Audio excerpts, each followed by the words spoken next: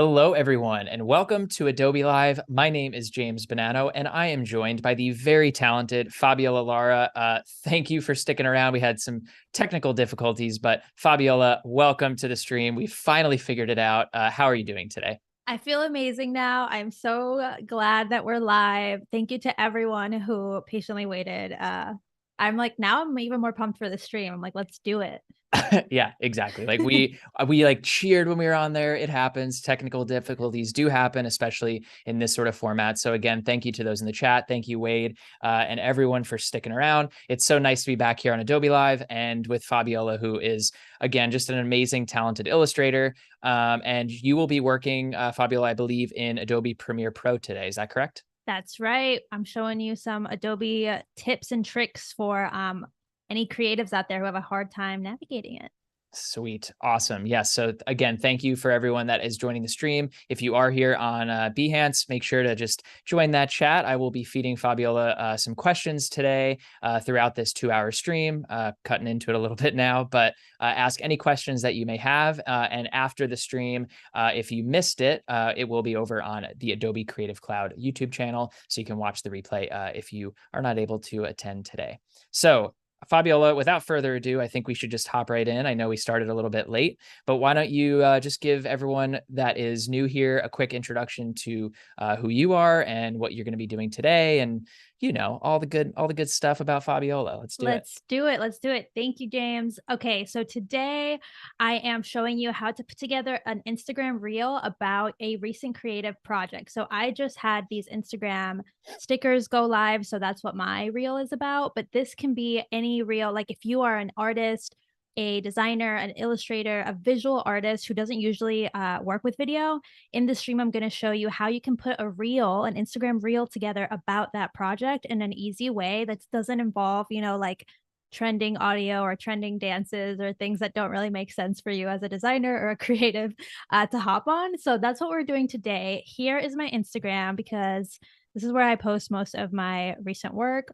Awesome. And yeah, I like to do a lot of reels about like recent projects as well as other fun ones. So this is the one we're working with today if you want to go check it out. But instead of playing it here, I'm going to show you over on Premiere because we need to get into the work. Yes, It's time. absolutely. It's time. Okay.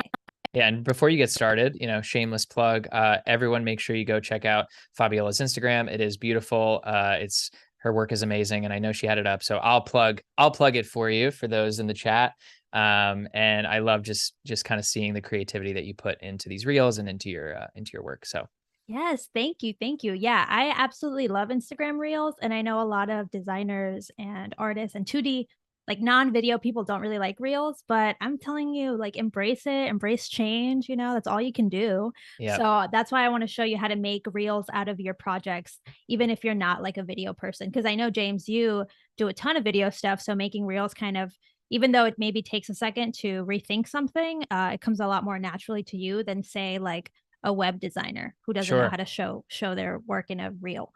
Yeah, yeah, absolutely. I think that's what the one of the most valuable things I think about today's stream will be is for the audience that isn't necessarily a video editor professionally, because if you're scrolling through Instagram, I mean, everything is a reel these days, and depending on which side you talk to, it may be frustrating, but like you said, embrace the change. And I think if you can use reels to leverage your creativity to promote yourself a little bit more, whether you create videos professionally or not, you're gonna, I'm sure, show a lot of people how to do that today and blow some people's minds. Yeah, it doesn't have to be that like frustrating. It does take effort to rethink your work in terms of a video, but it's not as like horrible as you may think it may be. Yeah, And my favorite thing is to edit in Premiere Pro because if you go into the Instagram video editor with no video editing experience, you are going to feel so frustrated and just want to quit before you even start. yeah, So if yeah. you make your project in Premiere Pro, I'm going to show you exactly how I work on it to make it make sense. Cool. So I'm going to play you this reel that I did on my recent project for Instagram. And let me see if I can full scale it. All right, I'm going to try not to cringe while we watch it all together. Let's do I it. illustrated all these bilingual voting stickers for Instagram. Hey, I'm Fabiola. I'm an illustrator and podcaster, and I still can't get over the fact that I got to work with Instagram. First, I drew a bunch of sketches on my iPad to get the concepts approved. Once I had them approved, I refined the designs on my iPad before drawing them with traditional materials that I feel like digital tools still can't replicate. Once I got it to where I liked, I colored them on Illustrator and tested a bunch of different colorways, and then they finally got approved. Now you can see them live in the Instagram app, which is so crazy. Please use them, and obviously remember to go vote. That's so awesome. So that's the reel with no like jingle in the background. Yeah. But usually, like if you go see it on my Instagram, I put the Instagram music trending audio behind it at like a 20 so that it's not overwhelming the narration, which is like the key part of this reel. Right. So that's what I recommend. Like I'm going to show you how to build this base kind of reel, and then you can add whatever trending music you want. I recommend something that's not disrupting your narration. So I tend to use something that's just like instrumental, but there's a ton of those. So you're really like limitless. And then you can upload to Instagram and TikTok, different versions, different audio, and you have a lot more flexibility if you edit in Premiere. Yeah, I was actually going to ask you a question about the trending audio part of Instagram Reels, for people that are maybe brand new to it or they are intimidated by it.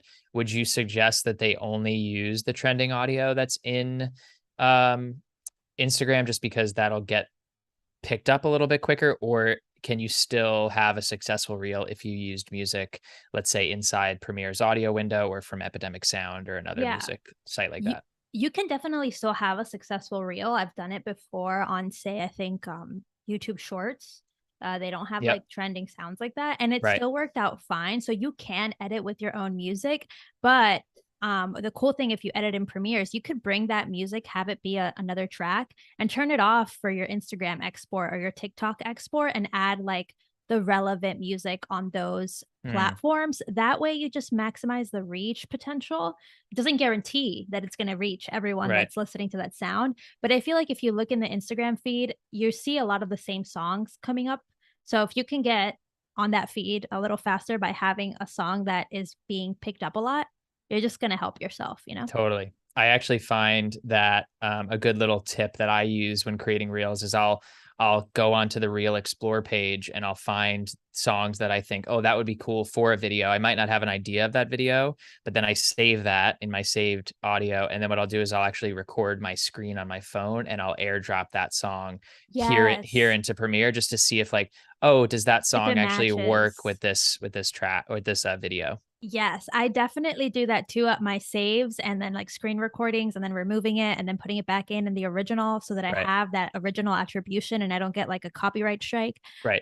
So I definitely do that. But this in today's lesson, I am skipping that so that you can like get a very simple, like this is what it is if you just edit in Premiere and then add the audio later and you don't have to think about the music so much, because you can edit to music, but in today's lesson I'm not editing to music because I think that adds another layer of complications for those that aren't used to editing, right? Like because now you're like trying to edit to the beat and you're like, what if my clip doesn't fit or whatever. But I like that tip. And if you definitely want to like level up your reels, definitely edit to the audio. It adds like, you'll see they just do a little bit better because it's like catchier. But anyway, when we're talking about a project that might not fit into one of those trends, right? Those like 10-second songs. I like to, first I'm going to show you this, guys. So we played the reel. You can see it here. But I also use Notion to create kind of like a script. Because if you're working on a project, I don't film while I'm working on the project. I mean, sometimes I do when I remember, but a lot of the times I don't rely on that because I'm in the middle of drawing. I look my worst. Everything's a mess. Everything's everywhere. Like I'm not filming. I'm in the moment of drawing. Right. So what I do is after this project is done, I go in and I think, okay, what do I want to say about this project? So I'm going to open up this Notion template that I created, and I'm going to actually share this Notion template with you guys via email if you want to grab it. That is so cool. I'll drop it in the chat here. I have this link. I don't know if that link will work because I'm not the moderator, but whatever. Oh, it's on Flow. You guys get it. Cool. So that's like if you drop in your email, you'll get this template email to you because, you know, this is my template. I don't want it just like randomly shared everywhere. Okay, so here you'll see there's a script outline, and here's what I did. I wrote down everything I want to say about my script, about my project, and then it's like just a line by line worksheet. I'm sure you've seen similar things, James, but Yep. Script on the left, footage idea on the right, and this kind of helps me ideate the reel before even starting to film, which is a big deal if you are not used to doing if you're not used to creating reels about your projects. This is one way to kind of get it out of your mind and start putting it into action. So here I illustrated all these bilingual voting stickers for Instagram, and I said me waving my hand around in a circle because I knew that I was going to put the stickers around me. Then I have, my name is Fabiola. Fabiola, I'm a Latinx illustrator and podcaster. I don't think I said that verbatim because I did talking to the camera. So I kind of like ad-libbed that part, but I knew kind of what I wanted to say. And then I said, I read all of this verbatim, which we just saw play here. The first, I drew a bunch of sketches on my iPad to get the concepts approved. And then the footage of that would be sketching concepts. Then once I had them approved, I refined the designs on my iPad, big approved check marks on the sketches. So I just kind of broke it down. So I'm not going to read all of this to you guys because you guys can read it here, but I'll leave this displayed so while we work, I can pull it up. So this is the final. Now I'm going to show you exactly how I built this from the start. So the main thing when I do these, James, is to work on off of that script. Oops. Oh, hello. Hello. Inception. All right, here we go. I don't even know what that is, and I'm not even going to click it ever again. Okay, so once I have it here, the main thing that you do once you have it written out, exactly what you want to say, hit all your points, like who the project is for, why you did it, maybe the process, whatever you want to show about it. I record that as a voiceover directly into Premiere Pro. Now, I do this because I have this mic that, you know, sounds really good, so I may as well use it for this kind of stuff. But if you don't have a mic, you can use your phone, record on your phone, like not too close, and then drag it into Premiere Pro. That'll work great too. I believe they make some really nice mics that are cheaper than those just for your phone now, since so many people are, you know, recording reels on the go. And I'm pretty sure it just goes into the bottom of your USB-C or whatever the iPhone is. So there's many ways to do it affordably and still get some really nice audio. Exactly. So whether you use your phone or you use like a random mic that you plug into your computer, like whatever you have, you want to start recording and record basically your script. So you can see my script here. And if we play it here, I already have the voiceover that I created because I didn't want to take up time shooting multiple takes when I know I have this one that makes sense. So I'm just going to play it through for you. This was all one take, and I just like muted this little section. I'll unmute it now because I think I like stumble over my words for a second, but here's the full take. Hey, my name is Fabiola, and I'm a Latinx illustrator and podcaster, and I can't believe I got to work on this project for Instagram. I never thought I would work with them. Hold on. I think I maybe cut it off somehow. There we go. Voting stickers. How did that happen? I'm not sure. Okay. Let me reset this out point. All right, guys, I think here's the full take. I illustrated all these bilingual voting stickers for Instagram. Hey, my name is Fabiola, and I'm a Latinx illustrator and podcaster, and I can't believe I got to work on this project for Instagram. I never thought I would work with them. First, I drew a bunch of sketches on my iPad to get the concepts approved. Once I had them approved, I refined the designs on my iPad before drawing them with traditional materials that I feel like digital tools still can't replicate. Once I got it to where I liked, I colored them on Illustrator and tested a bunch of different colorways, and then they finally got approved. Now you can see them live in the Instagram app, which is so crazy. Please use them, and obviously remember to go vote. Okay, so that's the full audio, you guys. You can see why I like disabled this little section of the audio because I just take like a real deep breath. Yep. No one needs to know that. They can just think I'm seamlessly. You're just super robotic in your voiceover. Yeah, exactly. Because the reason I cut it out of stuff like reels is because we are trying to be so fast. So that's why I'm like, the faster everything goes before, basically you want to prevent people from swiping up before they get bored. So if you just keep going, it's crazy how It's crazy how bored people can get, and we've been so programmed now to if you're not interested in a second or two, you have every other option to go. Yeah, And I was actually going to completely. ask you, did you plan? So when you're planning out your Notion script and you're planning out your voiceover, I know for a lot of success behind Reels, it's 5 seconds, 10 seconds. Obviously, that's dependent on maybe the template you're using or the song or Yeah. content. But for this one, you obviously put a lot more effort and thought into the voiceover. So were you trying to keep it under 30 seconds, or were at a certain point where you just like, okay, this is all the content I need to fit into this, and if it's over 30, that's okay?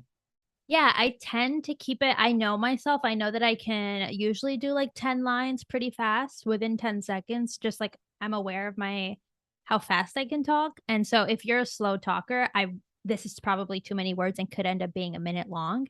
But I just when I'm shooting, when I'm recording it, I'm like trying to get it as fast as I can so Right. that it can be shorter, so that people don't leave before it's over. So I definitely keep it in mind. But for these kinds of reels where you're really just trying to showcase a project, it's not so much about virality, right? Like, because if you wanted to go viral, you would do like a dancing trend or a Right. pointing or a text only video. Like, that's something else. If you're trying to showcase a project that you're really happy with how it turned out, then I don't think that that's the biggest thing. Of Yeah. course, the shorter you can get it, the better, but I'm not letting that like dictate it.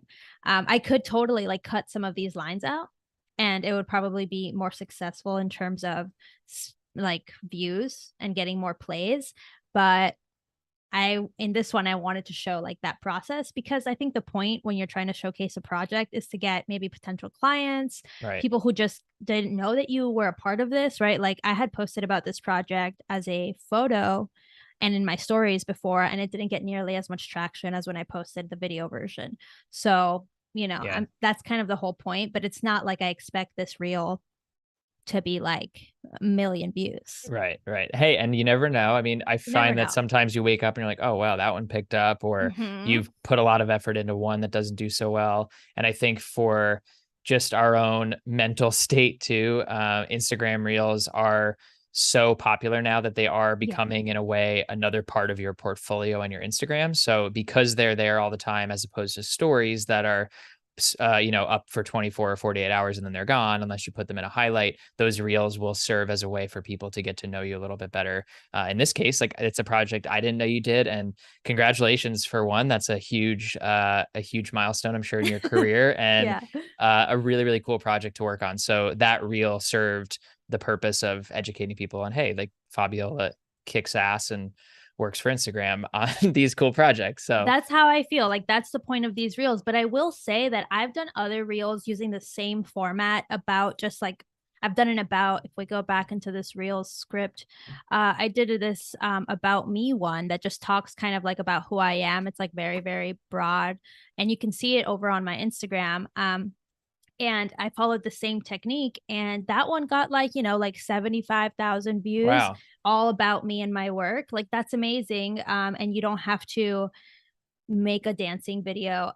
Honestly, if I could dance, I would make a dancing video. So Sure, no sure, shame. No shame sure. on dancing videos. I'm No, just like saying you don't have to do a type of video that you're not comfortable doing. right. And I mean, I respect videos like this. The effort that you have to put into really thinking about that script, thinking about things. And I think, honestly, for people that are in the chat or just watch this video down the line on YouTube, to understand that reels don't just have to be one clip that you found on your phone and put some music behind it. They really have the same level of thought, if not more, because they're shorter than, let's say, a longer YouTube video. And you have to sort of rewire your brain to think differently, to think a little bit quicker. And it makes you a little bit more cutthroat on what you're chopping out of the video, what you're going to say. And I think it's a really good lesson in video editing in general, whether it's for a reel or Yeah.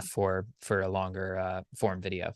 Honestly, I really like working this way because I can crank out a couple scripts in one day and then I have another day that I go and do all the footage.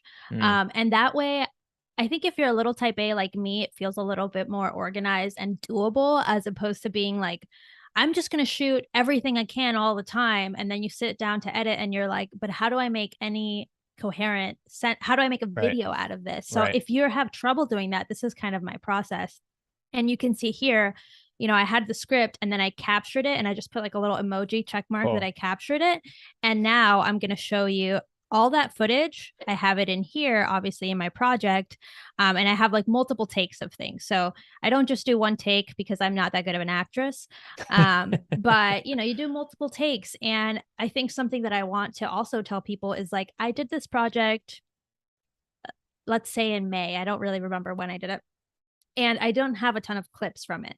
But now, just last week, I went and shot clips that were relevant because I still have the files, I still have the Right. sketches, I still have everything, right? I don't throw away my sketches after I'm done. So I still have them. And I just kind of, I think, James, maybe you know the word. Is it called like a cheat when you cheat the camera, Sure.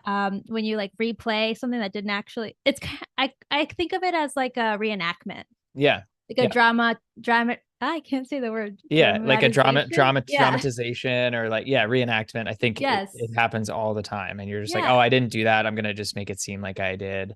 Yeah, it's a huge hack and it happens on everything we watch. Yeah. So why not do that for yourself, right? Like I'm Yeah, staying true to the actual process. This is really what I did. I'm not like making things up, and I'm just going to reenact it so that I can capture it in a way that sure. makes sense for a reel. And so don't, if you didn't capture it, reenact it. Live your life. It's Yeah, fine. yeah. I actually, before you show your file management this here, I just wanted to um kind of go a little bit further in the idea that you filmed all of these clips specifically for this video, because I myself find it frustrating that, it's one thing to have our hard drives organized and file management on our hard drives, but our phones, I mean, I have probably 20,000 photos and videos on my phone from just shooting things all the time. And I don't take the same level of care with organizing that footage that I do on my computer. And now that Yeah. I'm editing more video on my phone, I pull my hair out sometimes because we come back from a trip or I'm like, oh, great, we have all this real content. But I don't sit down to think about, okay, well, what's the theme of this video so that I can think about a script, whether it's voiceover or text, and Mhm. then the clips fall into it, as opposed to let's just put all these clips together and make a montage. And it's just a lot harder. And so I think the point that you Yeah. brought up, to bring it back to what you're doing here, is that you kind of had these things set up all at once, where you had the idea, you knew what you wanted to do, then you shot the footage, and it is less cumbersome and a lot more easy, or a lot easier to organize, I think. 100%, because I was able to just, airdrop all this footage and I have it all in here and it's all Right. from the same day, you know? Yep. And it makes it a lot easier. Plus it's going to look it's going to look similar versus like clip by clip, as Right. opposed to like the lighting changes. Sometimes I'm drawing for 5 hours. By the time I'm done and I go to show it, it's like super dark in my room because I didn't realize that I've been drawing in the Yeah. dark. Yeah. And like, things change and it's not going to look as like reel friendly. So this is definitely catered to Instagram reels where like aesthetics still matter. If you're doing this for TikTok, you can be less precious because Right. it's a different game out there. Um, so I know we had a question about my file management. So I just wanted to just quickly show here, like I just have a project folder, the footage from my iPhone, not labeled. Audio, it's not in there. That's my mistake. I think it's in the project. Yeah. That's why. Yeah. And then graphics, these are the stickers that I made, so I knew I wanted to include them. Stills, I'm going to show you how I use these like stills. This Cool. is from one that I took to like create guides for knowing where to put stuff in your Instagram reel. Exports is the different cuts and everything else. I like the everything else folder. Yeah, this is just random stuff that, I want to seem organized, but maybe it's a little chaotic. Yeah, that's like the closet folder. You just go, Yeah, "Oh, I exactly. have a folder on my desktop that's literally called closet." And I Yeah, just, if it gets just stuff, messy, stuff. just stuff it in there. Just put it away in there. So that's what I'm doing. And in here in my project, I have sequences, footage, audio. It kind of mirrors it, the Finder version, Yeah, but it has sequence instead of projects. cool. And this is a test audio so I'll just move that. Okay. So the first thing that I want to do after you record your voiceover, right? I'm not going to go into video or audio editing right now because I think the most important sorry, most important part of my process is actually captions. So, Cool. if you're right now, I'm in the editing workspace. So I want you to go to window workspaces and then go to captions to bring us to the captioning workspace. Oh, I gotta hide some stuff. I'm sharing all my secrets too soon. Okay.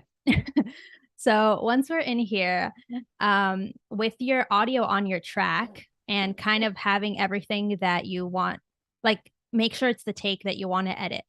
Don't do this for a take you don't like, because that's pointless. So this is the actual take that I like. You're gonna just go into text, create new caption track. We're gonna say okay. I'm pretending you have no styles. Oh, go into oh. Sorry guys. Let me I did it like backwards. It happens. We'll It's just because do a I was little. in the captions. Okay, so Right. if you go to text, go to transcript. That's right. And first you want to generate a transcript. So I'm going to retranscribe it so that you guys can see it.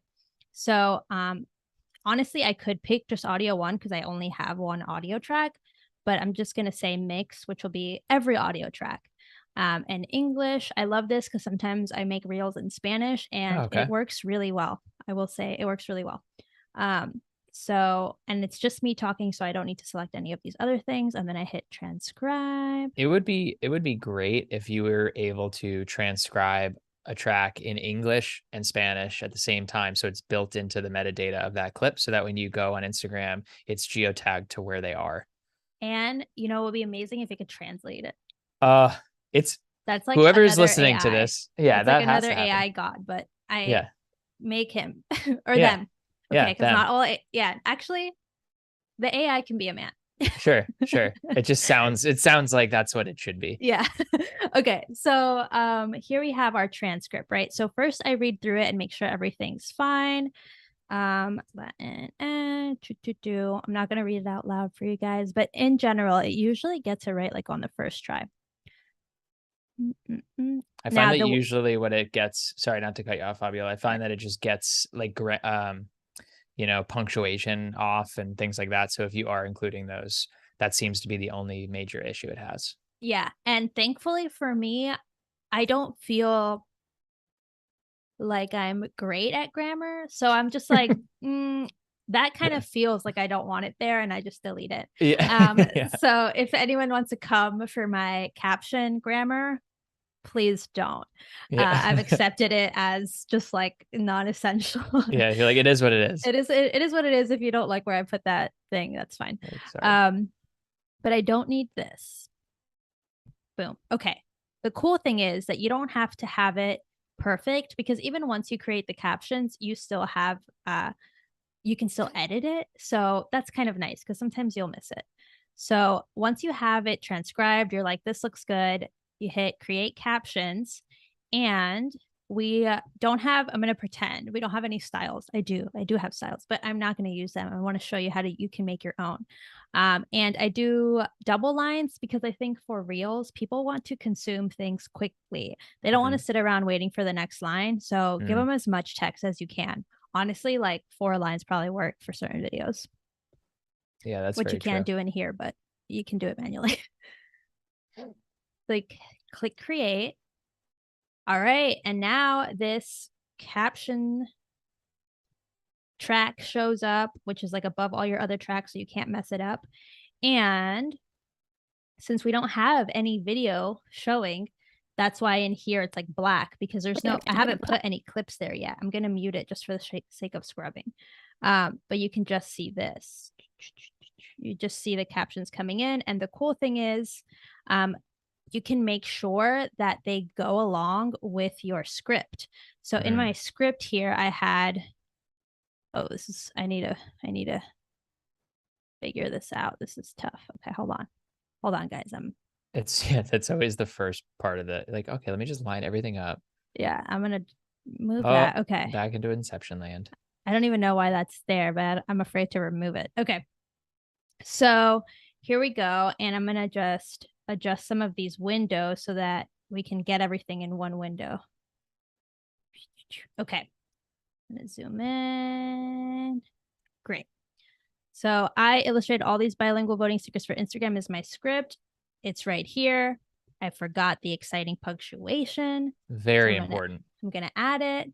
And so basically what you want to do now is go through and make sure that it lines up how you would like, right? So things aren't getting cut weird. This is, some people would say this is not essential, right? But because I like to edit to the script, it does become essential, because if you have a caption where it's kind of two sentences, like in the middle or something, which doesn't tend to happen, but it could. You know, if let Right. me see. Maybe if like if this doesn't match, right? Because it's supposed to be like this whole thing. Once I got it to where I liked, I colored them on Illustrator and tested a bunch of different colorways. That's pretty long. So it split it into two. I'm going to keep it that way because I think it works. But in theory, for certain sentences, you might not like that. You might want it to be all together. I think this works. And I'm just going to keep in mind that the clip that I put there is going to go over those two sections. Right. So, all right, now we have this completed. I want to show you some tricks you can do to get your captions looking cute, because in my experience, you guys see me doing this as I'm moving the Zoom windows like a maniac. Okay. Okay. So you see me doing this. I want to open the essential graphics window. Fabiola, while you're doing that, we have a couple questions in the chat. Let's do it. Selric has a question for you and wants to know what your fastest real edit was and which one took you the longest to edit, if you have both sides of the spectrum. Fastest is probably like 30 minutes if I have like a really tight script and like I already have my caption styles. I have a lot of things already that I know, like I can envision it. That the fastest I would say is about 30 minutes. And the longest, oh my gosh, probably like 2 days if I'm being honest. You know, and I'm counting just editing. If I think about actually filming, that can take an hour in itself, just like me trying to like the shot or like reposition myself or get a different angle, especially when you're talking about capturing artwork that's like on screens. Sometimes that can be tricky. I use my iPad a lot, I use my computer a lot, or I'll show the paper sketches, but that does take some like adjusting to get the right angle, you know? Yeah, absolutely. Yeah, good question. I think and again, Selric, it's honestly dependent on the complexity of the reel too, complexity of the edit, whether it's, if you're doing a lot of motion graphics in it, you want to go crazy, which plenty of people do, that might take longer than a few days. Yeah. And if you're just, editing, I know a lot of people that edit in Adobe Rush, if they're just editing on their phone instead of using Premiere on your desktop. So there's a wide range of ways to go about it, but good to know that there's definitely a spectrum. Definitely, especially like, have a lot of cuts. I usually then go from Rush to Premiere and add on a ton of time, just like being perfect about it. Yep. Being a perfectionist about it. Okay. Oh yeah. So what I wanted to show you guys with these stills that I imported, and now this is not science, okay? This is how I'm doing it, but I'm sure there are better ways to do it, but I feel like this is pretty reliable. So I drop in a screenshot. You can't see it on my source because here we go. It's a really good idea. This is the screenshot of my phone. Okay, I have an iPhone 12, let's say. I'm not really sure. And then I put that in my stills folder in my project, brought it into my timeline, right? So now I can see it, and I can see that where the captions are is not going to work. Like, even if I move this to kind of fit it a little bit more, if you go into effect controls, you can kind of reposition this. So let's say, because this is what I mean that it's not a science, is that I can't be exactly sure where Instagram is cutting it off, given that my phone is large. Like there's all this UI around it. One time I did make it make sense, but now I don't trust myself anymore. But I kind of assume it's like that, right? Like we have kind of the bottom UI cut off, and then like the top is the video goes on up here. So it's not science. Okay, this is how I'm doing it. And it kind of helps me know where I can't have captions. You can't read that. No one's going to be able to read that. So what I do is with my rulers here. So if you don't see them, go into view and click show rule. If you don't see them, it'll look like that. But then go view, show rulers.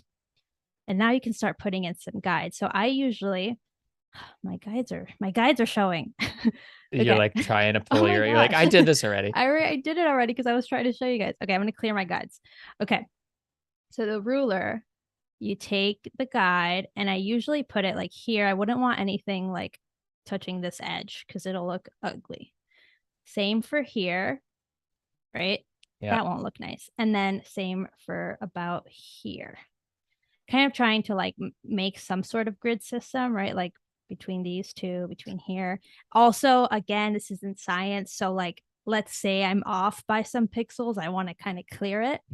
And then the other example I have is, hold on, that's the same one, same type. This is just another view. But the other one that I added, and maybe you don't see in here, is this last one. Put it into my feed. I just import via drag and drop. It's kind of funny, that for oh yeah. Because this Awesome. one, now this is the reel that I just finished because I wanted to show you guys, but I kind of fit the width and then I center it as best as I can, kind of trying to make it make some sense, but not science. And just try and see where I needed maybe another guide, because once it's in preview, it crops it further. So you can go online and look up guides for these, but Instagram is always changing. It's literally always changing. So that's why I kind of use screenshots, because otherwise I might get it off. That's a really, really important aspect that I think a lot of people overlook, especially when they're creating reels inside of Premiere and not on the app. Because if you're adding captions, obviously those captions can't go there. And in the traditional world of video editing, the captions on a 16:9 are going to be along the bottom of the screen, usually in that title safe window. Yeah. But with reels, and I know you have this already set up, but that format of 9:16 or 1080 by 1920, it's interesting that Instagram has almost like, you make the video 9:16, but make sure that everything is inside the 4:5 window. Yeah, everything has to be inside 4:5, which I think I've done. That's another way you could do it, is like draw a rectangle and, you know, make sure it's like 4:5. I'm not going to do it right now because it's going to be very confusing, but you can draw a shape that's 4:5 and center it, and then kind of create your guides with that. I've done that in the past, but for some reason, this weird, not perfect way tends to work out well. Yeah. And you can kind of like hedge your bets a little bit and like put it a little bit lower, a little bit, just to make sure you're not getting a cut off if Instagram decides, oh, we're going to change everything tomorrow. We're switching it. Yeah. So what I do from there is that once I have these guides set, I say guide template, and you can see it, I have it here, but save guides as template. And now you can set IG Reels 2022. That's great. Save it. And now, you know, if I remove those, I can click it and it brings them back. And so for every future project, you can just set this up for yourself, and you don't have to be. What I hate is uploading a reel and then being like, oh no, the text is cut off, or like, you know, it's too to the right. Because sometimes some people's text is really, or your own text gets horizontally long and then expands to the edges. And then it's going into the UI and just doesn't look nice. And it's upsetting after you spend so much time editing. I absolutely agreed. And if you wanted to, Fabiola, you probably know this already, but just for like another quick hack, if you add on that button editor right there in program, if you pressed plus, like right below, keep going right down there. If you added plus, there's a guide right there that you can actually drag on. And so if you drag that in there and press OK, and you just press that on, that'll just turn your guides on and off. So then that way, just another time saver. Yeah. We got to make reels in 30 minutes or less. I thought at first you were going to say 30 seconds. I would have been extremely impressed. No way. You know, I don't pretend like I'm not trying hard. Yeah. Oh yeah. I am trying. There's a lot of effort happening here. This is not seamless. Okay. No, absolutely. So anyway, so you keep that guide on, and this is really useful because now we're going to move our caption. So with my caption track selected and my first kind of segment of caption selected, I'm going to start playing with how I want these to look. And this is This is a preference. I prefer my captions at the top for Instagram Reels. I think that's where people's eyes are going. If you pay attention to what's in your Reels feed, people tend to add that caption like a title up at the top. Mm, So I'm kind of favoring that. And so I hit zone kind of position in the upper center and then use one of these to move it. No, there that's we go. horizontal. Why is There we go. is it moving for you? Now, Oh, yeah, there it is. now it's Okay. going. It So was I kind asleep. of, yeah, I move it down and I'm like, okay, I think I like it about there, maybe a little lower because again, just kind of being safe. We got to get over those gradients that Instagram puts on the video. So I like it there. And I might, because this is social, make it a touch bigger, but I don't want it to be ugly, but I also want it to be very in your face. So that's kind of what I'm balancing. So I bumped it up to 55. 60 kind of looks weird. So I'm going to go 55 and then I'm going to change it to this. The cool thing is I like using my own fonts. You could kind of replicate Instagram fonts, but Ooh, I like that one. I mean, I'm not trying to pretend like I didn't edit this in Premiere because I want it to look slick. If I was on TikTok, I would pretend like I didn't edit this in Premiere. Yeah, on TikTok, it's like you almost want to make sure that you're on TikTok because they just Yes, truly want you there. But they'll see you. I think in Instagram's sort of been all over the place for a while. And I feel like for creators like yourself, finding that style in any way you can. And with your text, you might have the same unique font that people come to recognize as your font and your captions. Exactly. Exactly. So I added just like a fill and a stroke, but we don't have video to kind of like really tell if it's popping out or not. But in general, like one of these neon colors works well. And I have a little stroke and shadow. I like having that because a lot of my footage is different. So I can't really predict. I mean, I can when I'm editing, but I know that my footage varies and I want the captions to be visible at all times. So I want it to be very bright and kind of stick to that. Cool. So once I have that set, then if you haven't already, you create a style. See, I have one here created, but let me show you how I create it. Hit create style. I'm going to say avant-garde 2022. Okay. And then I'm just pushing that to all captions on the track. Bam. And bam, these Oh my are all across goodness. the project. Now you can see that they're not looking so good in certain places because we applied the style after the captions were generated. But this is not a big deal because you can go over here to text and kind of just correct it. And again, I do want a lot of the font, I mean, as much of the text as possible, but I am also kind of a graphic designer and I don't like when words are by themselves at the Yeah. bottom. So like that doesn't look great. So we just tweak it to make it look cute. Yeah. And And by I think, cute, I mean like balanced.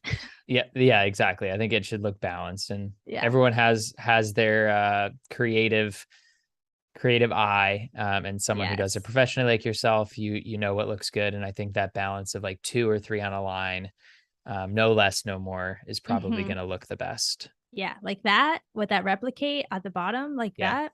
No, I can't live like that. no, we can't do it. So then I just start, all right, look, that looks so much better. Okay. So that's basically what I do all the way through. And some days I'm pickier than others. Some days I'm not. I don't care as much, but today we care. And Okay. I mean, obviously captions are extremely important, Mhm. regardless, but would you say that captions, I mean, are they like a requirement on any video that you do voiceover on because so many people are scrolling through and aren't necessarily listening to every video? Or do you feel like it's just sort of a preference? I think they are mandatory for me when I do voiceover um because you want people to stop and read. Right. Even if they're listening, they will read. Like when do you look at something and not read it? Yeah. Yeah. Like When I'm just like asleep and yeah, like like, that what am I doesn't reading? happen. Right. So I think having the text buys you some time to get people kind of hooked into your video, especially on Instagram where it's kind of normal to have. I mean, TikTok is also normal to have text on screen, but that's like native text. Right. When we're working with captions and you can customize them, Instagram like really does it works. So I think you should always, if you can use them, you should use them. Yep. I totally So agree. now we have these set. They look adorable. And now it's finally time. I know we're like an hour in and I still haven't added any video. Don't worry, you guys. Yeah, I like that we started with this though. The anticipation is high. I really like, I just feel like this is truly, you know, you're not going to build this whole thing out and then not finish your video. Like Yep. this is the hardest part. Yep. Now it's just dropping the footage. It's like it's so easy at this point. And that's why I like this process, because otherwise adding the footage and like trying to make creative edits when you don't feel creative about video Yep. can be really intimidating. Okay, so I'm going to go into my footage, and what I was trying to do and then lost my thought was bring up the script again. I'm going to kind of like see if I can move it over. Okay, so here's where your script comes back into play. Okay, now I want to find these shots and add them to those sections of the caption. So that's why I create the captions first, but I'm going to move to the editing window because I don't need my, okay, there we go. So here's the first one. I illustrate all these bilingual voting stickers for Instagram. And then I'm looking for a footage of me waving my hand around in a circle or kind of showing the stickers. So let's see. I have to, once again, I have a lot of shots of this, you guys. It's the honest truth. Get used to Fabiola waving her hand around. Just waving around. I can I mute the audio? I don't think I can. I'm just like laughing. Just like, so that's what a lot of my camera roll looks like. So you know, that's what it is. What I'm gonna do, because I don't want to show you all this footage of me just doing that, I'm gonna go into the final version and see what it's called. Yeah, we're gonna get a sneak peek at what it really looks like. Okay, so it actually was that clip. That first take worked out, and it's right here. It's this one. I thought this one worked. Okay. Yeah, I like the movement too. I think it entices the viewer. Yeah, so when you're shooting, definitely take multiple takes and just try things out, and I think you loosen up over time. Yeah, because sometimes like in my first one you can see that I'm just like this. Yeah. It pains me. I actually find that sometimes what helps in those situations, and it doesn't seem like you really needed much help here because you definitely are natural on there, but I think I'll film everything else and then I tend to go back and do the intro again after I've warmed up and I've shot all the stuff, and I'm like, oh, okay, like I'm looser now. I feel a little bit more confident, and you're like, all those other shots were good, so certainly I can do one more. Right. Exactly. Yeah, I feel similarly. So here's what I did. And so what I just, for those who aren't familiar with Premiere, I set this whole clip is this entire timeline scrubber thingy here. That's not the official name. And then we're gonna call it that. We're gonna call it. And this whole scrubber, this is your whole video, but I only want this little section of the video. So I hit I right here and O over here, and it kind of sets these points. You see this little highlighted section, but I don't need you. You guys heard the audio to that video. It's just like my AC. I don't need that. Okay. Nobody needs that. We don't need to hear that. So what I do is I hover over this drag. Let me see if I can. Okay. No, that didn't quite help. Okay. So this icon right here that says drag video only, that's what I'm going to do. So I'm going to hit that, and it brings just that clip in without the audio. So that's perfect. It's a little too short. You can tell here that it kind of cuts off. So what I do is I usually move it to the end. That's okay. I should probably, okay, no, I have that turned on. Ooh. Okay, and then I just extend it at the beginning, because usually I do have a couple seconds at the beginning, because I always try and hold my shots, even though I didn't quite do it there, but people move towards the camera all the time in Reel, so it's not that much of a faux pas. Okay, great. So now if you guys can see, I'm gonna Yeah, maybe a and little bit. you mentioned that a little bit, but a good tip too in filming yourself is to always record longer than you think you need, Mm-hmm. because no matter what, you get into the edit, even if it's the first video you're ever editing and you realize, oh man, I just wish I had another second of me doing that, or Mm-hmm. I looked at the camera and then went to turn it off. And so just give yourself some time. And I think you do a great job in here of, even though the camera is stationary because you're filming it by yourself, adding movement in the way that you're moving too. I think too often, if we're not moving the camera, we think it has to be static, and it doesn't have Yeah, to feel static if you're moving around the camera. it doesn't. It doesn't. I don't know if you guys saw there. I think I accidentally deleted it and then I had to put it back, but we're back. And I totally agree. I literally always tell myself, like, just hold it awkwardly for one more second before Yep. you like move, because you just need like a split second sometimes. And you get so mad at yourself when you're editing, when you just like don't have it and it doesn't fit neatly into what you're doing. Right. It's frustrating. I And agree. you can also see here my captions, they kind of start a little later. So I'm just going to extend these segments so they like go the full width, because I basically always want there to be text on the screen, because we're working in like an Instagram reel or a vertical video for social. You want that text on the screen the whole time. So people immediately start reading essentially. Yep. Okay. So now you can see that this caption segment matches this footage, which matches the script we had. And that is how the magic starts happening. I just start adding the footage to the clips. And now here we go. I I just think want to point one thing out too, Fabiola, as you keep going. The first line of your text is is a great hook, because it also sort of serves as the title to the video, and it would get somebody. And I'm sure that was your intention with deciding, okay, well, what am I going to write, or what am I going to say in this video? And if you just stumbled upon that as a screenshot, then you'd be interested in, oh, okay, like, I want to see what these stickers look like. Like, there is a hook to the title and to that first text, which is important.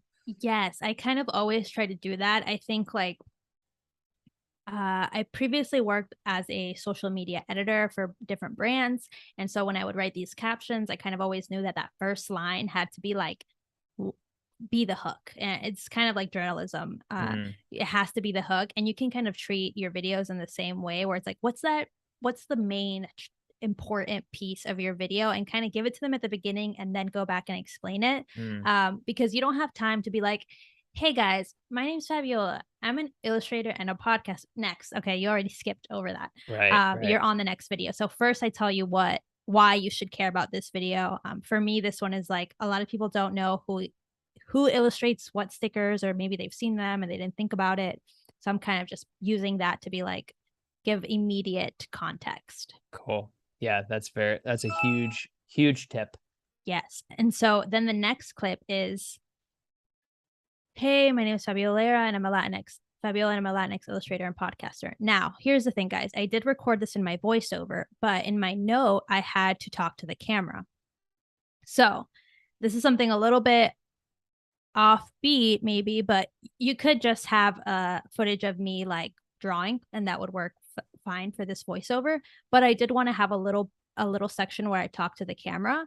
So as you can see here in the final version, I have this footage and it has its own like audio file. So I'm going to show you exactly how I did that. I'm just going to pull it up here in the original composition. Where is it? Reveal in project. Okay. Here in this, oh my gosh, I have all my workspaces all over the place. Okay, I'm back in the editing workspace, and I think it was 2042. This is why maybe sometimes it's good to label your files. Okay, here we are. So here I speak directly to the camera, and I just wanted to have this. I don't usually do these for this kinds of videos, but I thought I would try it out to like introduce myself, because maybe you were interested in this first part that says I illustrate all these bilingual voting stickers for Instagram. Now you're like, who is this girl? You're right. Why should I care? Like, what does it mean for me? Yeah. So I'm basically saying, okay, this is who I am. And I did it talking to the camera because I feel like at first you may not feel comfortable doing that. I feel pretty comfortable doing it. I'm sure James, you feel relatively comfortable after doing streams. It's like Yep. it's not that crazy. So I'm going to do it. And so for this one, I'm going to drag in both the audio and video. So you can see it happening here. For some reason, it went down to this one. It's probably my fault. Okay. And so I don't want the voiceover audio happening while, right? Because I don't want to, hey, my name is Fabiola, and we're going crazy. That doesn't make sense. So in the original audio, I'm just going to cut. Robot in there. Yeah, I'm going to cut this part and basically cut the parts that I don't need, which I know are these because I already have the captions created. If I didn't have the captions created, I would have to be playing this back constantly to clarify, but I don't, because I'm working a little smarter. I'm going to move that. Actually, I'm going to leave that audio on a separate track because it comes from a different mic. So the way that I'm going to edit it is going to be slightly different. So that's why it's on a separate track, but it's in the same kind of continuity. And while you're on the topic of the mic, Fabiola, we had a couple questions in the chat about recommendations for a great just audio microphone. And it seems like you're using a different mic there than you're using currently. So maybe you can talk about that a little bit. Yes. So I use for my computer and for streaming and for recording, actually, this main track is this ATX mic. I think, let's go into my audio preferences without touching anything. Oh, yeah, I know. I'm like, oh, PTSD. Don't touch anything. ATR 2100X USB microphone. So I really like it. I think it goes for about $100. James, I know you're a pro too. You're a super pro, but it's a dynamic. I think it's a dynamic mic, so it doesn't capture stuff. Yep. Yeah, so, they're great. They're fantastic mics. And yeah. They, again, like you said, they're super affordable for what you're getting. And the thing I like about those is that you can sort of travel with them without a mixer, and it just plugs right into an adapter or the computer. And you sound great on the stream, and I think in this voiceover as well. Yeah, so I really like it, and I use that for podcasting. I use it for streaming. I use it to record voiceover, and I love it. But I don't use it with my phone, which is where I captured these videos. So for my phone, I have a DJI mic, wireless mic, and I really, really like it. You can also use it on your computer, and you can also use it on your iPad, and you can also use it on your camera, and you can also use it on all these things. So I really enjoy it, and it's really good too. The audio sounds pretty good, I think. Maybe my AC is on, so don't judge it. Hey, I'm Fabiola. I'm an illustrator and podcaster, and I still can't get over the fact that I got to work with Instagram. Sounds really good, though. It sounds really good. And I actually forgot, I couldn't find where I put like the dead cat thing on it. I lost it in that moment. So that's why you can hear like a little too much popping and stuff in my voice. But it worked out pretty well. And I love it. So I really recommend this one. If you're just going to get one mic that you want to use across all your devices, maybe get that one, but it is substantially more expensive than this one. So and when you're recording that on your phone, I'm sure a lot of people would want to know this as well, are you hooked up to Bluetooth to the DJI app, and that's how you're actually taking that audio, or are you recording it and then airdropping it? Like, how are you syncing that audio in the phone? I love this little mic because you plug it in. It has a receiver, right? That plugs into your phone, and it syncs the audio to that video automatically. Awesome. There's no like other thing. So it automatically this video now has this better audio. There's no other audio that I have to override or sync or anything. So this is just how it came from airdropping it. So that's why I like this mic. It doesn't make me open a million apps. Awesome. That's great. Yeah, and again, for those in the chat that are looking for something like that, yes, it might be a bit of a higher dollar price, but you're paying for that convenience of not having to go sync audio and the fact that it's a little lav mic, like you can hold it like a little microphone, you can travel with it, probably clip it on your shirt. I mean, there's the power behind knowing you can always get really good audio. So that's awesome. And I think you can maybe see behind me, maybe not, you can't, I don't know how tight we are, but I have a camera, regular, just like a Canon M50, so nothing fancy, and it hooks right to that and overrides the audio automatically. Awesome. So it's a really great little mic. It is more expensive than this one, but it serves a different purpose. So that's becomes like up to you what you want to do. But that's how I recorded it. And so now these captions don't work because those are the captions to my original track, which is not the exact same thing that I didn't say the same exact things because I'm not an actress and I can't memorize my lines, which is a problem when you're scripting sometimes. It's hard. It is hard. But what I can do, I'm going to expand this one more time, guys. Again, I'm going between the editing and the captions workspace a lot. I go into captions and I'm on here. I go into transcript and I basically want to retranscribe. Okay, now I feel like I'm going to mess things up, guys, but if anything, I'll hit undo. But I just want to transcribe this little section. So I say retranscribe sequence, and this time I just do audio 2 because that's the track that it's on. Got it. So I hit transcribe. It should retranscribe it. It shouldn't replace my original one. Okay, so now here's a slightly scary part. I think I say I think because I did it before, but I did it so fast that now I'm like doubting myself. So yes, create from sequence. We have actually the style saved.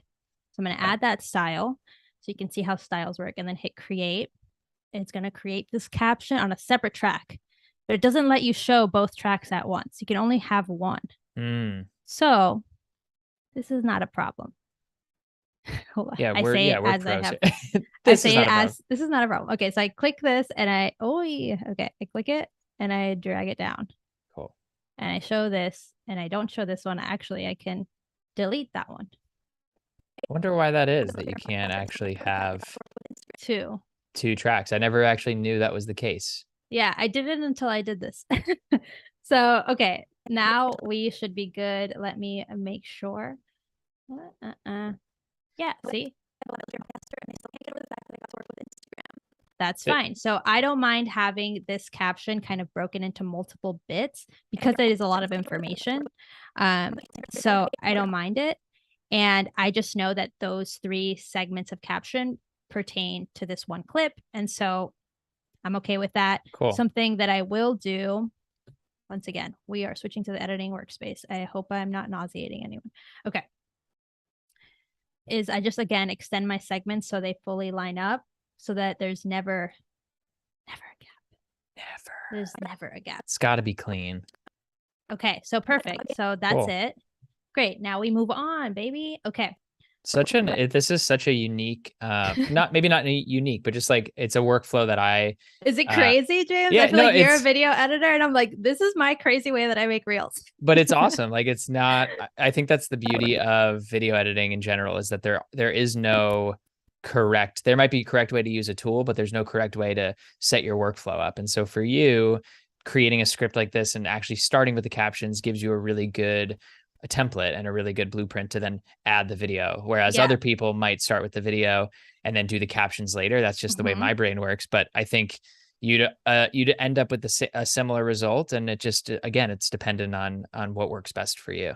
I also think I was doing it the way you were saying, James, where I would add all the footage and then the captions. But then I was feeling like sometimes the captions would start kind of like where I didn't want it to start. And I was having to cut the clips anyways to kind of I just feel like with these quick videos, it feels a little bit more like clean to have the caption and the footage change at the same time, which I know you can do. You can time it that way, the other way around, but I feel like it takes a little bit more effort if you're not used to it. Right. So here's kind of like a more straightforward way, even though it's unusual. Yeah, I agree. So here, guys, you can see that here's a part. I never thought I would work with them. I don't need that. I already said it in the previous clip. This is from the original take. So I'm just going to cut exactly where that caption is and delete the sound, delete the caption.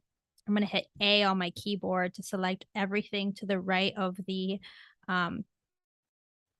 this thing that now the playhead. Okay. And then move it over. So everything is back in order. Okay. So then here I have the text. First, I drew a bunch of sketches on my iPad to get the concepts approved. So in this one, I want to go through my footage and see. Okay, there's a lot of takes of me trying to figure this out. I have a lot of different takes. And then I was like, I'm not sure what I want to show. So first I drew a bunch of sketches on my iPad to get the concepts approved. So I need a video of me just sketching. We could use this one. We could use this one. I'm going to use this one. Are you a lefty or a righty? Sorry, I just like. I'm a righty, but the footage is reversed and I never changed it. So I now people think I'm a lefty. See, now people are going to be like, wait a minute, there's a hidden little Easter egg in here. Is she ambidextrous or is she just messing with us here? I'm messing with you, but for some reason I didn't feel like flipping it, though I could. Let's flip it this time. So I'm going to bring only the video. And okay, it's a little short. So it's all right. I'm just going to extend it. Hopefully I keep on drawing that whole time. I had the concept approved. Yep, I keep on drawing. So that's not a big deal. And let's flip it. I think I just have to write now that I haven't, it's like, because I haven't done it in a minute, I'm worried I'm going to forget how to do it. Let's see. I think it's in, is it sequence? It's one of these. Clip, video. No. Okay, hold on. Help. I'd have to remember how. Reflect. Oh, right. Yeah, I think it's in the effects panel. Oh, I think you're right. Okay. Is it in the effects panel? Let's try it. There's still tools in there that I'm like, oh, right. Oh, reframe. Maybe it's like. Is it horizontal here flip? There you go. There we go. Okay, we found it. Okay, so from here you drop it on there, drop it right onto that clip, and it will flip it. Cool. So there you go. That's the more honest. This is the reality, which is I draw with my right hand, and I also write with my right hand. Fabiola, as you continue cranking away, we're about a little over 30 minutes left. I think we're closer to 40 minutes. So those that are just joining us and those that are in the chat, Fabiola is taking us through how to create a really, really super compelling Instagram reel with captions, voiceover, the whole 9 yards. She's put a lot of effort into it and got to work with Instagram and create these amazing stickers. That's not a word. Stickers to get out and vote. So please, if you are just joining us, stick around to the end. Ask whatever questions you have for Fabiola as well. It's been a really enjoyable and interesting stream, hopefully for everyone and for me as well. Yes, it's been fun for me for sure. And I love showing you guys my quirky, or I don't think it's quirky because I'm not that quirky, but like, different way of thinking when you're approaching video editing from not like a professional video editing perspective. Just because I think, it's like there's no rules ingrained in my brain, so I can just make my own. I love that. And I think you can also, it's important for people who do it a certain way to get other perspectives too and see how someone like you would create a video. And if you get stuck, if you're in a creative rut, like I can't really get the inspiration, maybe try it this way. Maybe start with something you haven't started with. Maybe start writing scripts for reels and see if that changes some of that motivation, inspiration. I know for me, I will certainly be taking a lot of this as inspiration for my own work as well. Yay. Okay. So I am just here. I want to show you guys. So for this bit in the caption, it's really hard to show you guys everything all at once, but I'm doing my best. Okay. I'm going to hide the guides because it can be a little distracting. So if I zoom in, no. Okay. It says, once I had them approved ever, that shouldn't be there. Pretend it's not there. I'll edit it out. Once I had them approved. Wait, now I don't even know what it says. Hold on. I got to go into captions again. Let's listen. Once I had them approved, I refined the design. Okay. So I refined the designs. Okay. Now we'll go back to editing and we're back. Okay. So once I had them approved, I refined the designs on my iPad before drawing them, and it goes into another bit about how I drew them. But I wanted to have multiple takes of me kind of check marking them to signify like this concept has been approved. Cool. So in the original file, which I was just editing here while we were chatting, it's one take that has all these little clips. But I don't need all the like back and forth, like that's pretty distracting. So I just go into the section that I want, which is it's like just the action shot. And I hit I and then go out right to the moment where I'm done. O, and then drag that clip in. And I'm kind of compiling these to assemble what fills in that section of the caption. I think we have some repeats here because there's not enough footage, but I'll show you what I'm going to do. Approved. I refined the designs on my iPad before drawing them with... See, that one comes in twice, but I'm going to remove it. the second one. Okay, and so I do need a little bit more space in there. I have a couple options here. I can extend all those clips a little bit further, and then they won't be as snappy, but it'll still be the point still gets across. Or I could fill in this section with something else. So I'm choosing to fill that section with something else. What will it be? I'm not sure. Let's see. I think there's some footage of me just scrolling around. So maybe I'll do that. Oh, that's cool. So I'll do I and then that. And then before I do anything, because it doesn't line up, I'm going to bring in that footage, and it's even too much. Isn't that always a nice, So that's that's always a nice. nice happy accident that you're like, oh, good. This is plenty. This is plenty. So I'm going to cut the excess and drag that back in. And so now if I play it back with the audio. Once I had them approved, I refined the designs on my iPad before drawing them. So Awesome. something like that. I think in the original I did it slightly differently, but this is still the same technique. It's just making different decisions while I'm showing you guys here live. I'm going to mute this audio again. So while we're scrubbing.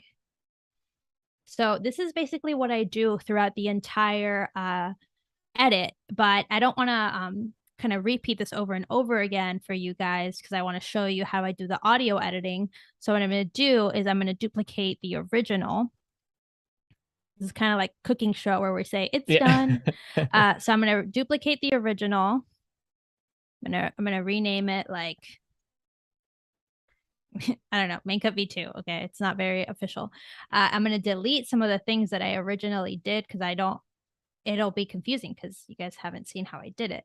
And I'm just going to have the video basically edited with the audio. So to edit the audio, what you want to do is, because I already edited the audio. Okay, let me show you guys. Here, we're going to go into Window, Workspaces, Audio.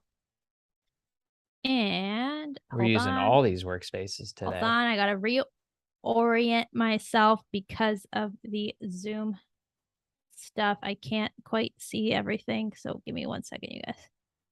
Okay, I can kind of see better now. Okay. So in the audio track mixer. All right, now we're back.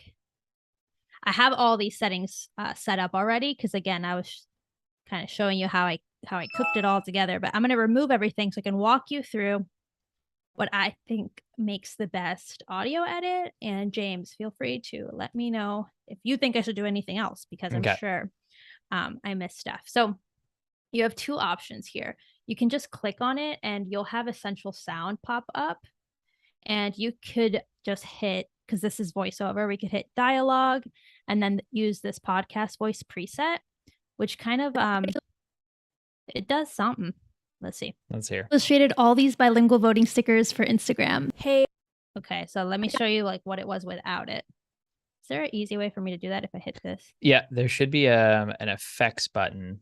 Yeah, right there, this one. But I can't click it for some reason.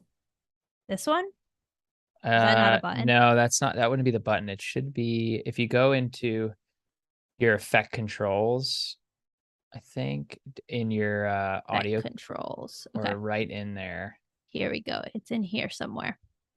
So many. I think it's actually in the window where your mixer is right now. So click the effects controls. You know what? It's because I can't see because of because of Zoom. Zoom. Okay. All right. Here we go. There you go. So now you'd be able to actually turn those off and kind of start to see. And like these are great presets, and I tend to use them a lot as well because they add a lot for you. They add a lot.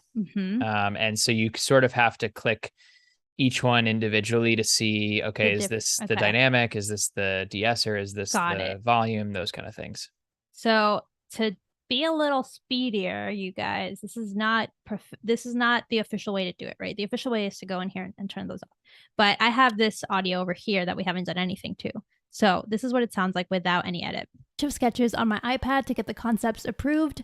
So it's just a little bit lower and maybe a little less punchy. Here's the edited version. I illustrated all these bilingual voting stickers for the edited version. I don't know what I said. Okay. So that's option one. Use the Essential Sound, add that podcast voice preset, gets you to a really good place. the way I like to do it lately, and this I say lately because it can always change, is I go to audio track mixer and I have audio. This is audio 1 for that that came from this mic, and this is audio 2 that came from the DJI mic.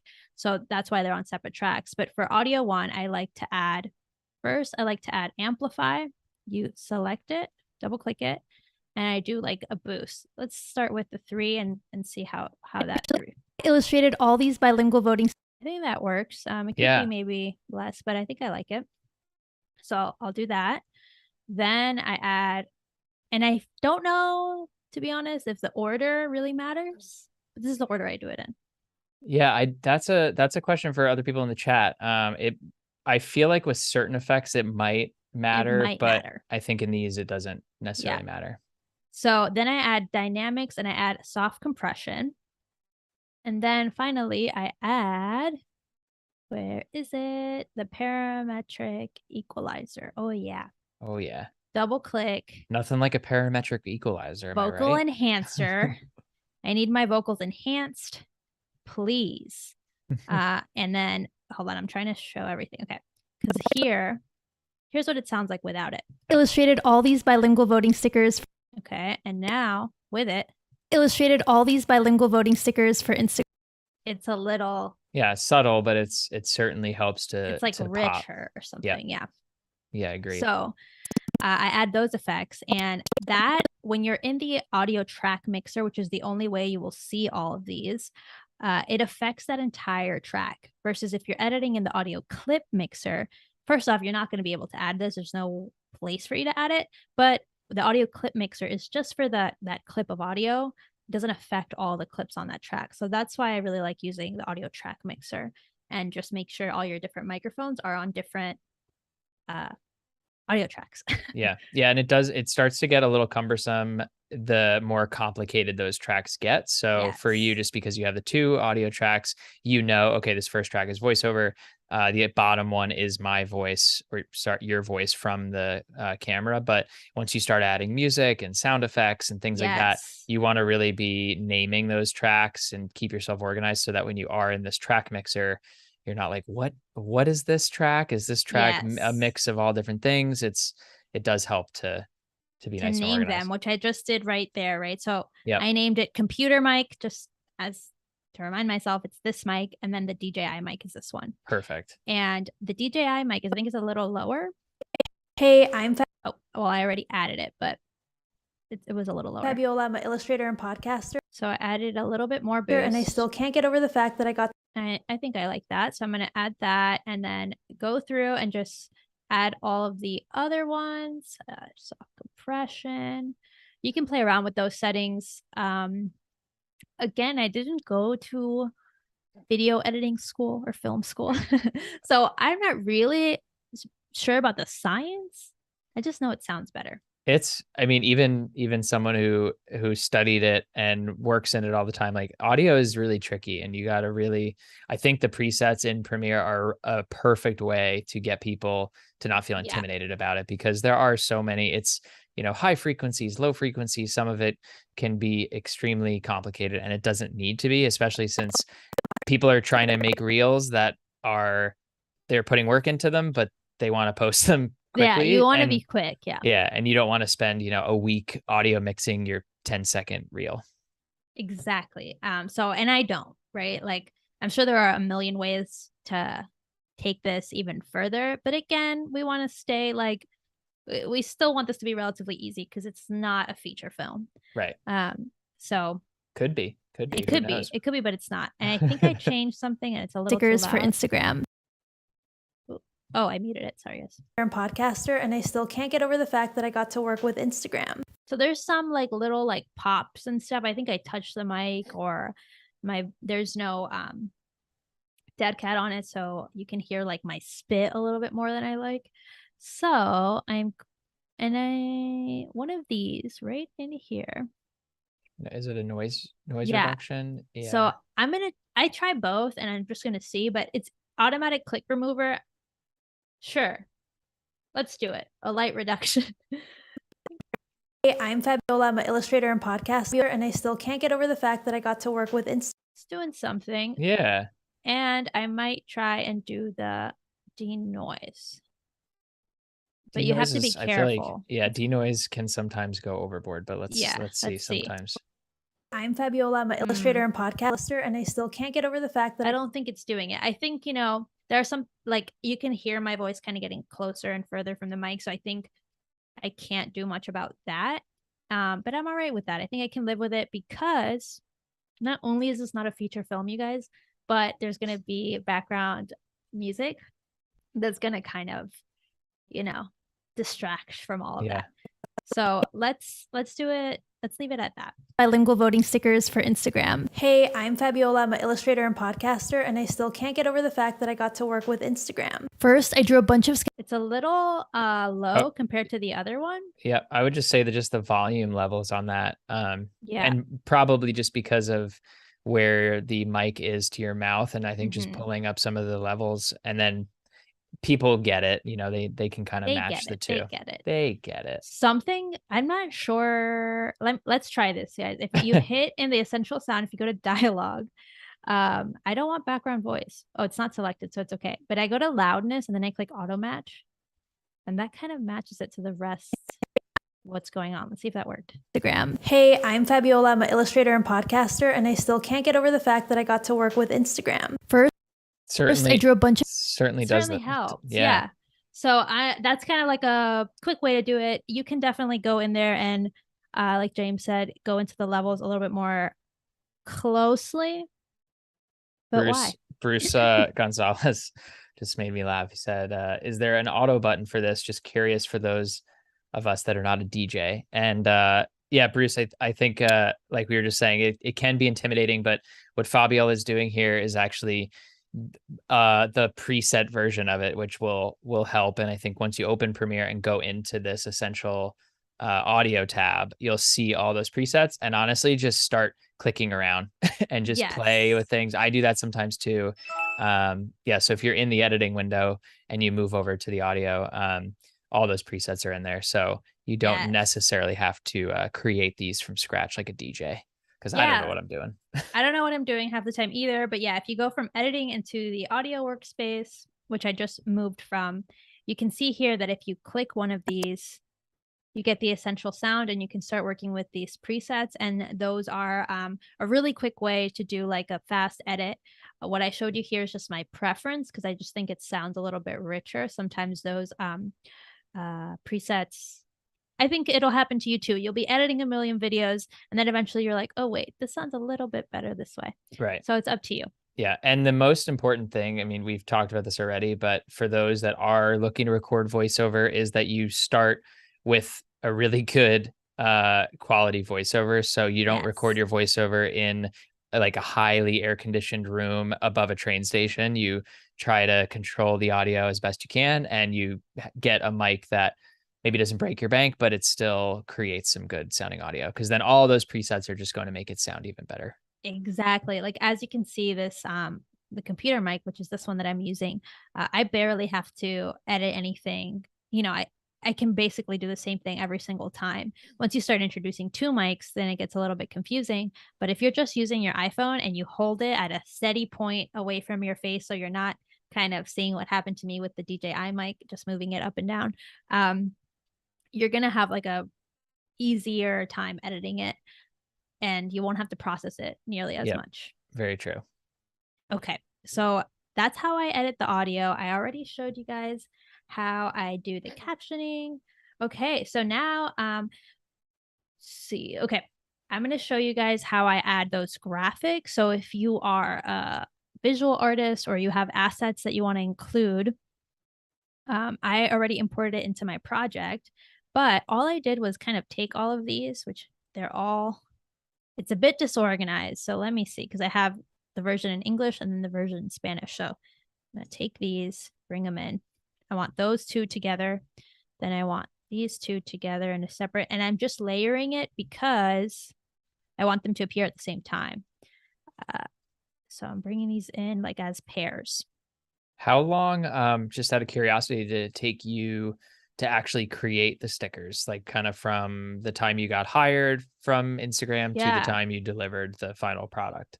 Yeah, I think the whole entire process from like the minute I got the email to the minute I delivered the stickers, maybe it was 2 months, Oh, wow. which or maybe like a month and a half, something like that. So, um, not super fast, but not that long either.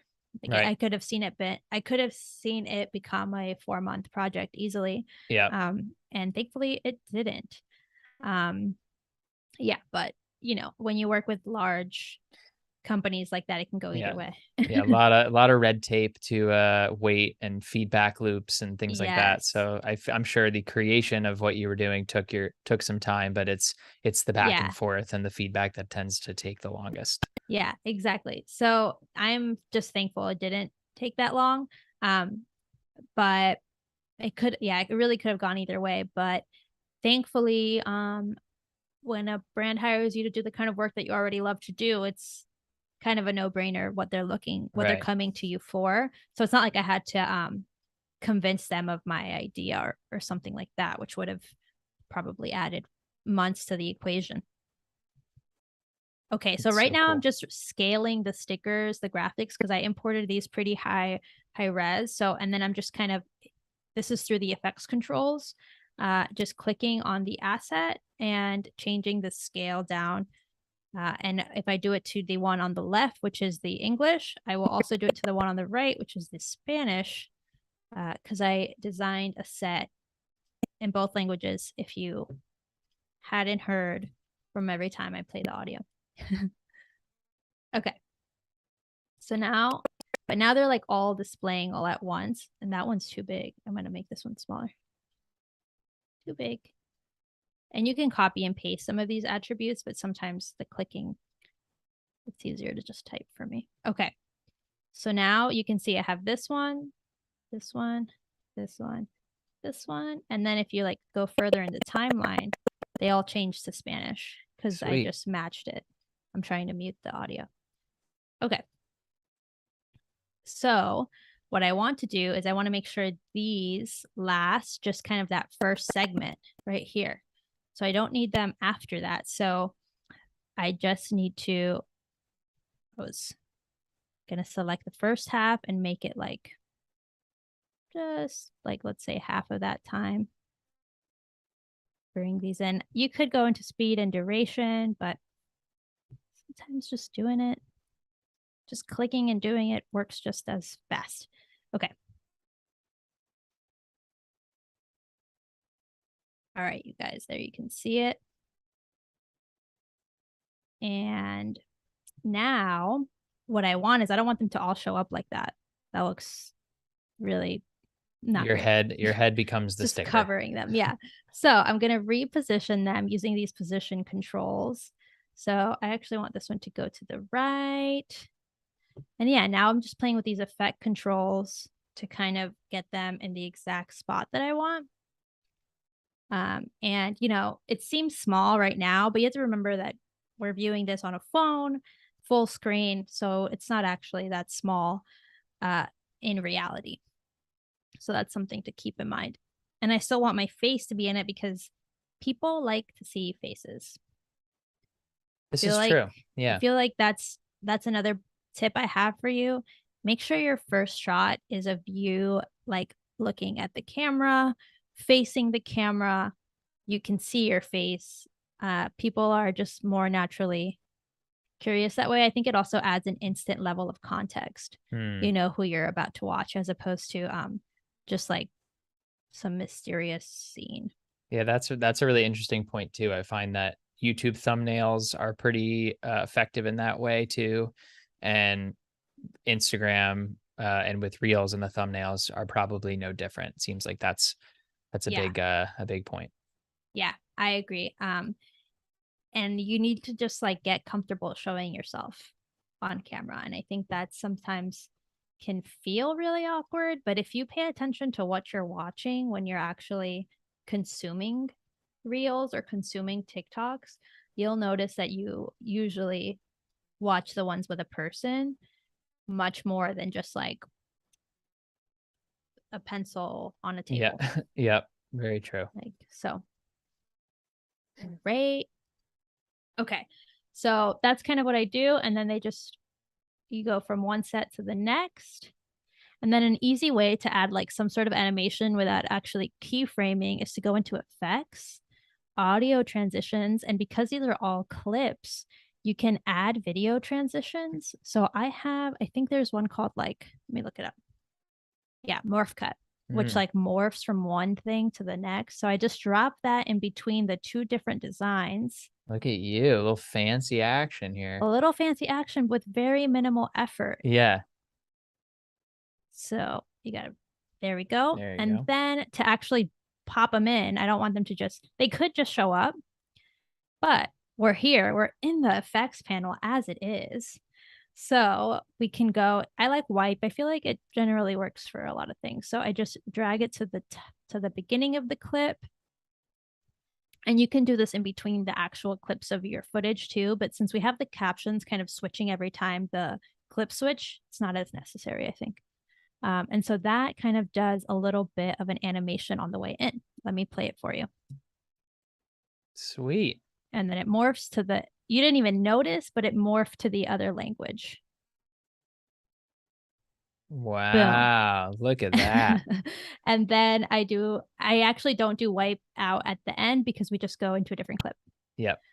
So that's what I do. Man, that's awesome. And I do different versions of this for every video. And for the last couple minutes of classes in session, I just want to show you quickly how I export it, which is just file, export. So for Instagram, I leave the captions on. I export and I just make sure that it's at H.264 and that the actual size is 1080 by 1920. And then I hit export. In this case, I'm not going to. I'm going to go back to edit. And then if you want to export for TikTok, you guys, you can export this for TikTok because you're not using the Instagram app. You hide the captions. That's my pro tip. That's the secret. Hide the captions and then export and add text where you need and add captions within the TikTok app because it'll auto caption for you. That way you get like really, even though it's like a little slicker than what you're seeing on TikTok, it's not too slick that you can't kind of pass it.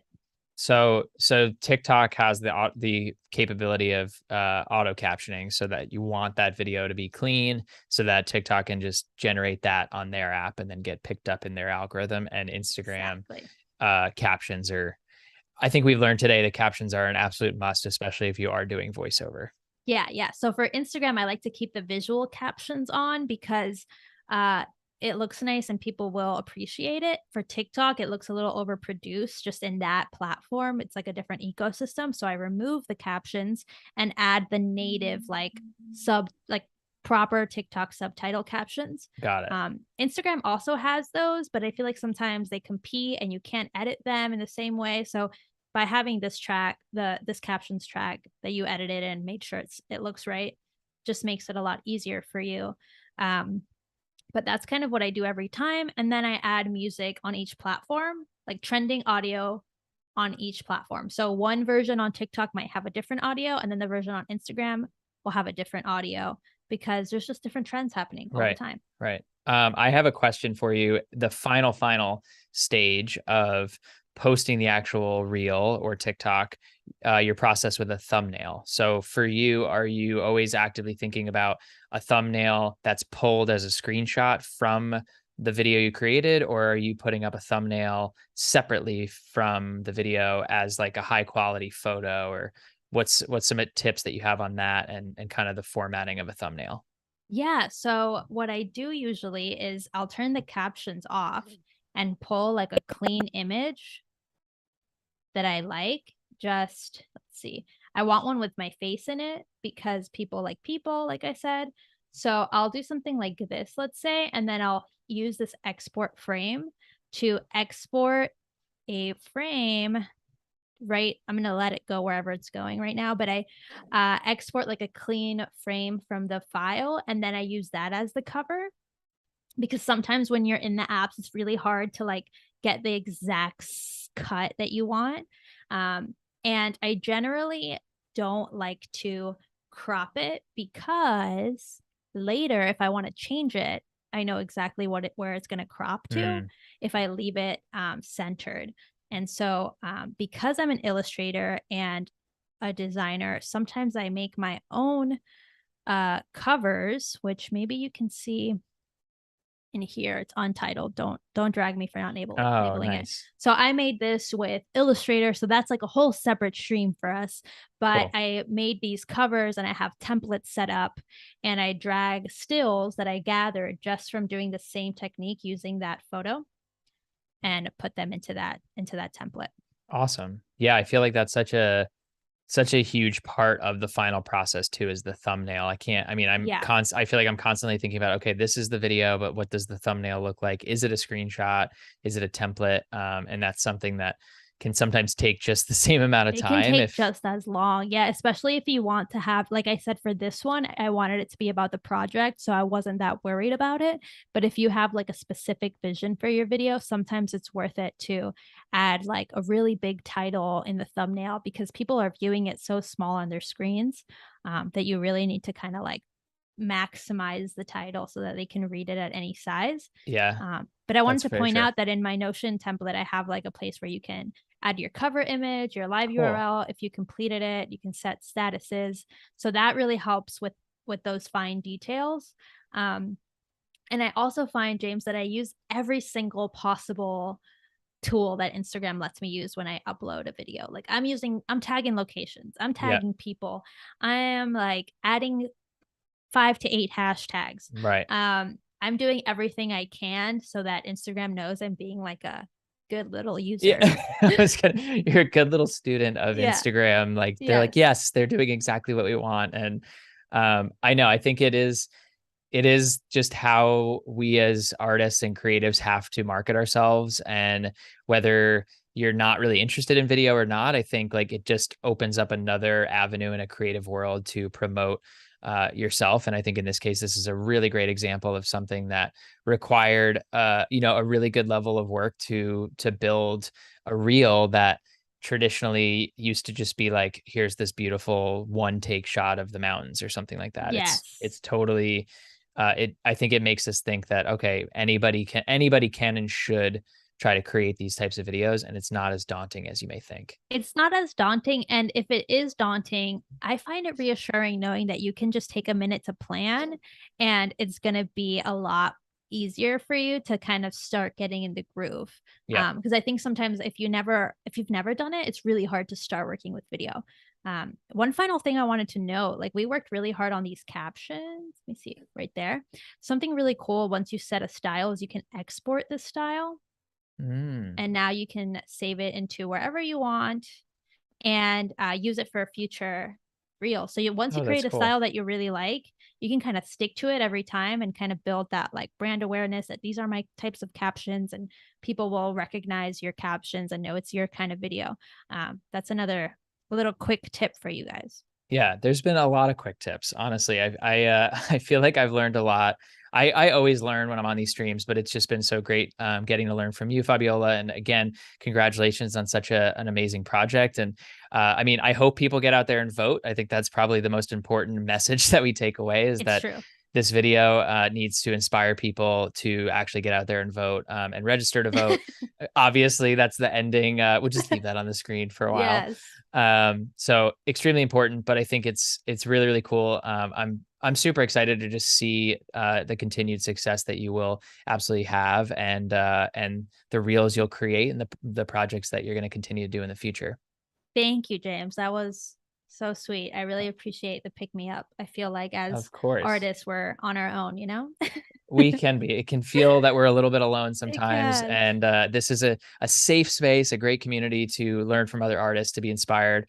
Again, thank you to those in the chat, Bruce and Lara and Wade and just Ernest, everybody that was here that asked some really great questions. They were active in the chat as sorry that we hopped on a little bit late. but we had a few technical issues, but thank goodness we figured it out, We because figured it it would out. have been a much different stream. Yes. I also want to note that if anyone has a hard time with this or has any questions, DM me on Instagram. We can talk about Reels all day. I love talking about vertical video. Awesome. So Vertical I'm down. video, the way of the future. It's here right now. And before we wrap up, stick around for the branding bootcamp and create a custom logo with Alex Lazaris. Learn how to use Illustrator, Fabiola's bread and butter, to take your sketch to vector and create a memorable logo for your brand. And a mouthful coming, but wait for it. Following the bootcamp, join Claddy from Print My Soul for another episode of How To. Join Claddy as she shows you how to create the blueprints of your art, from a simple design to a complex graphic, using the shape builder tool and texture effects in Illustrator. There's just so much going on on Behance today, every day, and over on Adobe Creative Cloud on YouTube. So if you're like us and you want to learn from other creatives, make sure to stick around after this. And Fabiola, thank you so much again. Good luck with your future endeavors, and we will see you next time. Take care, everyone. Thanks, everyone. Until next time. Bye.